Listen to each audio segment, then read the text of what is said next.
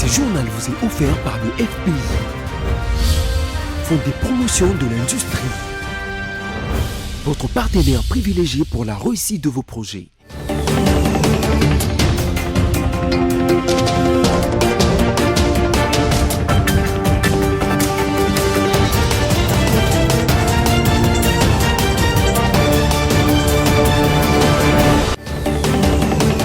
Vous informer est une priorité pour nous, mesdames, messieurs. Bienvenue, voici le sommaire de ce journal. Le comité de sages de l'Assemblée nationale a tenu son assemblée générale ordinaire mercredi 11 mai 2022. Et puis l'ESBEL, les amis de Wichi, a tenu ce jeudi une conférence débat axée sur les fraudes électorales en République démocratique du Congo. La deuxième session extraordinaire du comité de suivi des états généraux de la communication et des médias a eu lieu mercredi dernier à Kinshasa sous la houlette du ministre de la communication et des médias, porte-parole du gouvernement Patrick Mouyaya. Encore une fois de plus, bienvenue à tous. Poursuite ce jeudi 12 mai 2022 à l'Assemblée nationale de travaux sur la loi électorale, ce après le débat général qui a duré 3 jours. Il était question ce jour d'élever les options au sujet de cette loi qui fait couler encre et salive dans l'opinion. Quelle prophétie pour les échéances électorales prochaines avec tout ce qui se fait en amont du processus électoral, comme la volonté de contrôler la Cour constitutionnelle ou de tailler sur mesure la loi électorale, sans oublier la façon dont on était désignés membres du bureau et de la plénière de la CENI. Suivez là les dessus de cartes avec cette réflexion de la rédaction de BCTV. Toute la parlotte nationale sur la nouvelle loi électorale en gestation, les élucubrations et l'activisme des uns et des autres basés sur des calculs électoralistes ainsi que l'atmosphère politique qui est à la presque campagne électorale hâtive, ces observations et bien d'autres déterminent des perspectives électorales qui préfigurent une crise post-électorale lors des prochaines échéances électorales. Déjà, les nominations des juges à la Cour constitutionnelle ne rassurent pas tout le monde. Et vu le rôle de la Cour constitutionnelle en matière de contentieux électoral, il y a à craindre que son instrumentalisation par une classe politique serve à se garantir certaines faveurs en rapport avec les élections. D'aucuns rangeant les derniers tirages au sort dans cette haute instance judiciaire du pays dans les démarches en vue d'éliminer des potentiels challengers sérieux via la création des pépins judiciaires. Du côté du Parlement, les critiques font observer des dispositions taillées sur l'objectif de faire de certains ambitieux des chevaux non partants. Par ailleurs, les observateurs rappellent toujours les conditions émanées par lesquelles les membres du bureau et de la plénière de la centrale électorale ont été désignés et qui sont de nature à alimenter la méfiance. En somme, tout semble obéir à l'objectif d'éliminer des challengers sérieux par tous les moyens, puisant à une intelligence stratégique qui risque dorénavant de faire des émules et constituer un mauvais précédent politique en RDC. Et puis, le comité de sages de l'Assemblée nationale a tenu son assemblée générale ordinaire mercredi 11 mai 2022 dans la salle de banquet du Palais du Peuple. Les détails dans ce reportage. Le comité de sages de l'Assemblée nationale a tenu son assemblée générale ordinaire mercredi 11 mai 2022 dans la salle de banquet du Palais du Peuple. Au sortir de cette réunion, le député national Donancien Balé Kelaï Beya, rapporteur du comité, a déclaré ce qui suit. Il s'agit de l'assemblée générale de tous les membres du comité des sages qui se tient régulièrement à chaque session. C'est pour cette session de mars 2022, c'est en cette date que nous avons choisi de tenir cette réunion pour évaluer la marche du comité, et évaluer en même temps les dossiers qui ont été traités et essayer de retrouver les voies et moyens pour faire aboutir les autres dossiers et en même temps aussi nous répartir les nouveaux dossiers qui doivent être traités pendant cette session de mars. Nous avons au sein de notre Assemblée générale du comité des sages, nous avons 4 sous-comités. Le comité spécial, le comité pécuniaire, le comité foncier et le comité divers. Nous venons à l'issue de cette réunion de faire la répartition des nouveaux dossiers que nous avons reçus et que tous les sous-comités vont travailler à ce dossier et à la fin de la session ordinaire, nous ferons l'évaluation pour que nous puissions savoir qu'est-ce qui a été fait, qu'est-ce qui n'a pas été fait et qu'est-ce qui reste à faire. À 80%, tous les dossiers qui ont été reçus et en 2021 et une partie de 2022 ont été traités. À l'issue de cette réunion, a-t-il renchéri, le comité de sages a procédé à la répartition de nouveaux dossiers qu'il a reçus. Les sous-comités vont travailler à huis clos et à la fin de la session ordinaire, le comité va procéder à l'évaluation pour voir ce qui a été fait, ce qui n'a pas été fait et ce qui reste à faire. À 80%, les dossiers reçus à partir de 2022, ces réjouis les rapporteurs du comité de sages ont été traités par le comité de sages de l'Assemblée nationale. Restons toujours à l'Assemblée nationale. Le député national Prince Kokola Kantitima Eli de Walungu a déposé une question écrite mercredi 11 mai 2022 adressée au professeur Tony Mwaba, ministre de l'enseignement primaire, secondaire et technique. On l'écoute après les dépôts de sa question écrite. Nous venons de déposer une question écrite adressée au ministre de l'EPST au sujet de l'accord qui avait été signé l'année passée, au mois de novembre 2021, entre le gouvernement et la délégation syndicale, donc les banques syndicales des enseignants. Et il était important pour nous de nous rassurer que cet accord est respecté parce que nous avions eu l'année passée, donc lors de la rentrée scolaire, nous avons connu dans ce pays plusieurs mouvements de grève qui ont paralysé, je dirais, tout le système éducationnel en RDC. Alors il est très important que nous puissions avoir toutes les garanties que le protocole signé à Bibois sera respecté, parce que s'il n'est pas respecté, nous craignons encore qu'il y ait des problèmes au niveau de ces secteurs de l'éducation. Il était question d'abord du respect de plusieurs points. Je peux en citer quelques points. Il y a le deuxième et troisième palier qui devraient être payés aux enseignants. En dehors de ça, il y avait les NU et les NP qui devraient également être payés. Il y a la suppression de la zone salariale. Vous savez, nous qui sommes des députés des provinces, moi je suis député de Walungu, c'est un territoire.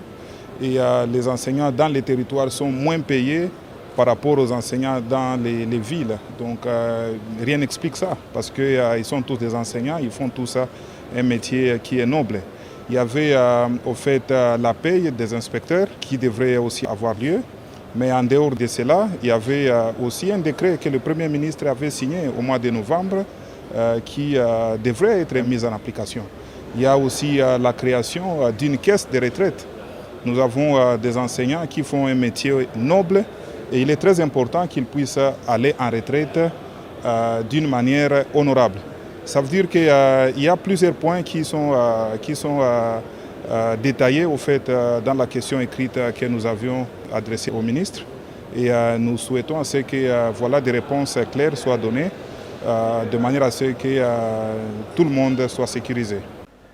Tout à fait autre chose à présent, quelques jours après l'élection du gouverneur et vice-gouverneur dans la province du Congo central, le président de l'Assemblée provinciale sort de son silence et fait une grande révélation mercredi 11 mai en déclarant que le candidat gouverneur Eugène Diomi Ndongala lui avait proposé un pot de vin de 50 000 $ américains et 6 000 sacs de ciment.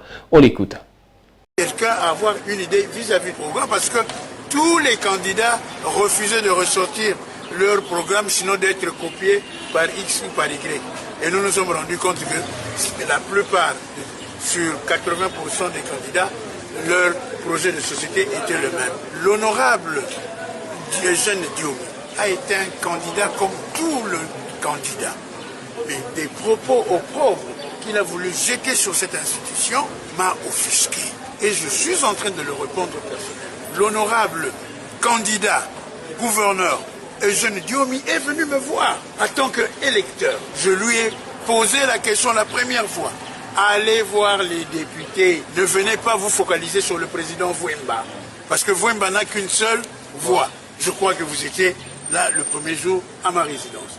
Il est revenu le deuxième jour en disant en caca, parce que c'est mon petit-fils, en caca, par rapport à ce que je suis venu vous voir. Vous savez, dans une campagne, quand nous faisons de campagne, tout le monde peut prendre un coca, un biscuit ou tout ce que vous voulez. Comme vous n'aimez plus manger chez les autres, vous n'aimez plus boire avec les gens, c'est pour cela, moi, je vous remets mon makasu, mon tsamba, mon lungwela, mon tondolo et tout. Et il me propose de me donner un chèque de 50 000 $.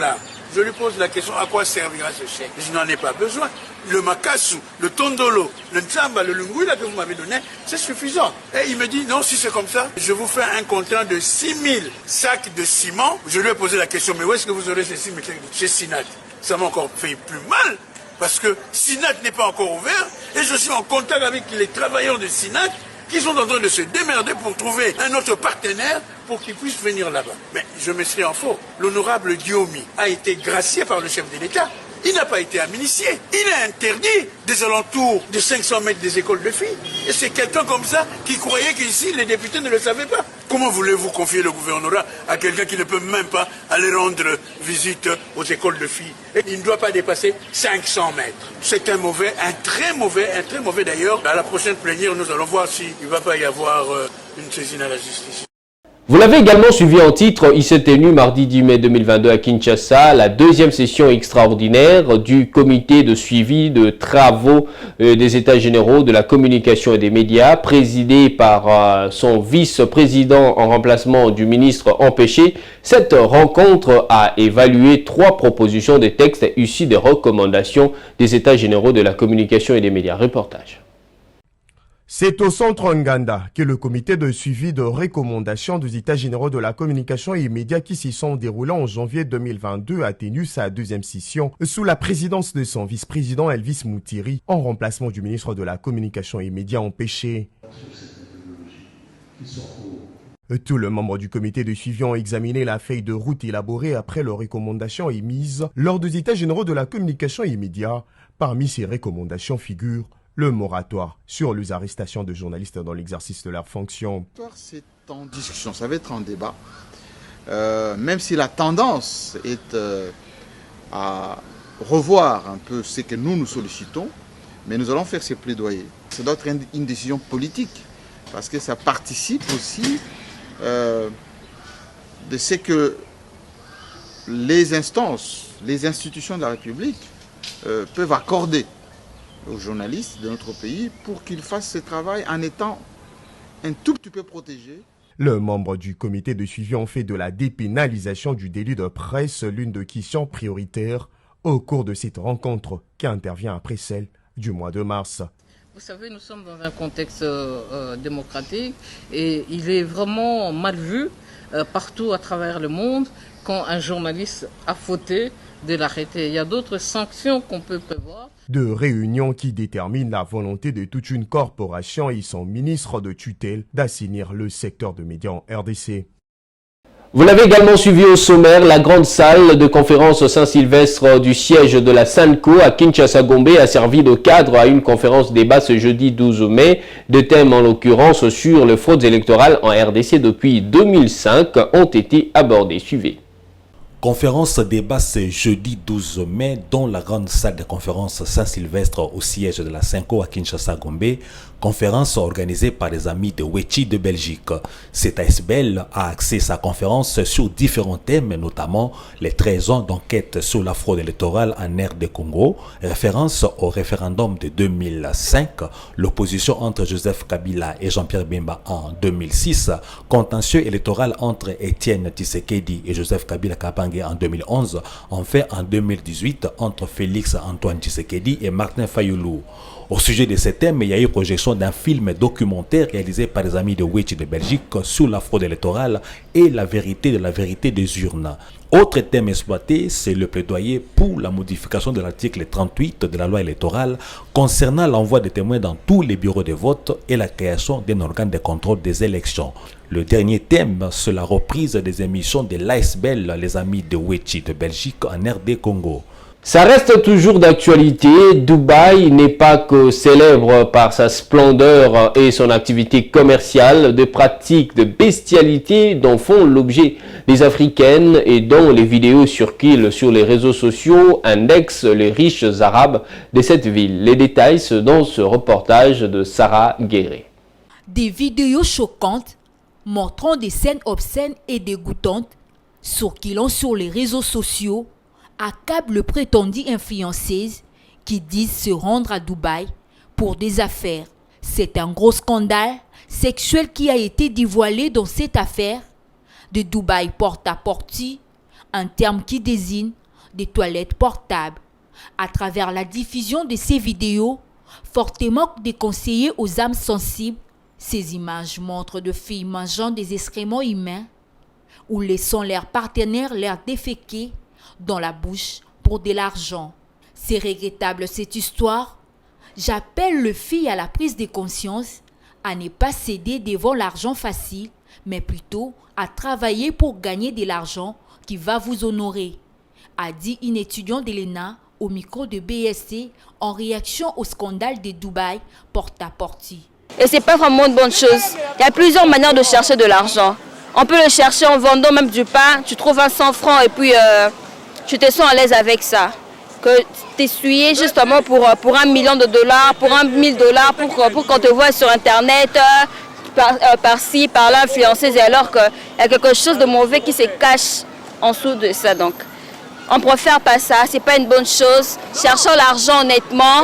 Dieu bénit le courageuse, Dieu bénit le courageux. Donc si tu es courageuse, Dieu fera grâce, il te donnera ce que ton cœur désire et aussi prier donc. Voilà, mesdames, messieurs, place à la revue de presse. Bonjour. Pas de léthargie, affirme Prove à l'appui Chantal Kanimbo. C'est par ce titre du forum des As.net que s'ouvre la page de la revue de presse de ce jeudi 12 mai. À la question sur ce qui a déjà été fait dans le sens de la mise en œuvre des résolutions des États généraux de la communication et des médias depuis la fin des assises fin janvier, Chantal Kanimbo, rapporteur du comité de suivi des États généraux de la communication et des médias, répond entre autres en ces mots. Nous savons que la classe politique pense que dépénaliser les délits de presse, c'est consacrer l'impunité des journalistes. Il n'en est rien du tout dans un pays démocratique où règne l'état de droit. Les fautes professionnelles des journalistes seront sanctionnées par d'autres mécanismes professionnels et des amendes par exemple. De nombreux pays africains ont déjà dépénalisé les délits de presse et remplacé les sanctions par un code civil. Les professionnels de la presse et des médias ne demandent pas d'être au-dessus des lois, mais pensent que dans un contexte démocratique, il est malaisé de procéder aux arrestations des journalistes pour des faits relevant de l'exercice de leur métier. Radio Okapi.net, sous son titre Toxicomanie, Bombay est un mélange de substances toxiques formant un cocktail dangereux pour la santé selon le PNLCT et la WFAD. La World Federation Against Drug, WFAD en sigle, et ses partenaires, dont le Programme national de lutte contre la toxicomanie, PNLCT en sigle, ont présenté lors d'une conférence de presse à Kinshasa le mardi 10 mai les résultats d'analyse de l'échantillon de la fameuse drogue Bombay. Il ressort de ces résultats que la Bombay, drogue actuellement consommée par les jeunes, n'est pas une seule substance, mais une drogue artisanale issue des résidus des tuyaux d'échappement mélangés à la nutréline, au tramadol et à d'autres substances formant un cocktail dangereux pour la santé selon les enquêteurs. Fermons cette page de la revue de presse avec la prospérité. Sous son titre, Cape Town Samalukonde réaffirme la détermination de la RDC à se positionner dans la production des batteries électriques. Le quotidien Kinois renseigne que le chef du gouvernement, répondant aux questions de la presse, a par ailleurs assuré les potentiels investisseurs quant à la question sécuritaire du pays qui reste sous contrôle des forces de défense de la République qui ne ménagent aucun effort pour ramener la paix dans l'Est et sécuriser les investissements. Mesdames, Mesdemoiselles et Messieurs, merci pour votre intérêt manifesté à cette revue de presse.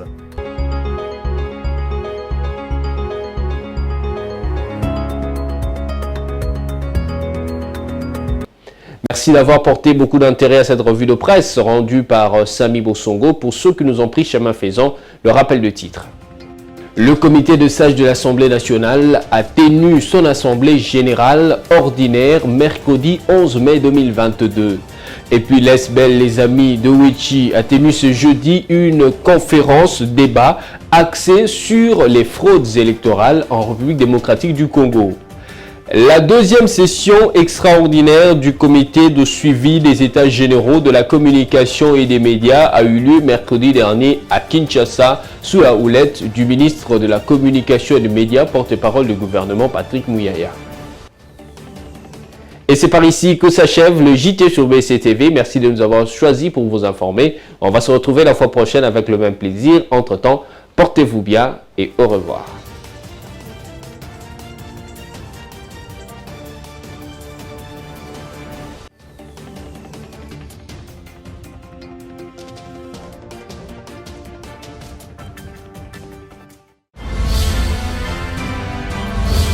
Ce journal vous a été offert par le FPI, Fonds des promotions de l'industrie, votre partenaire privilégié pour la réussite de vos projets.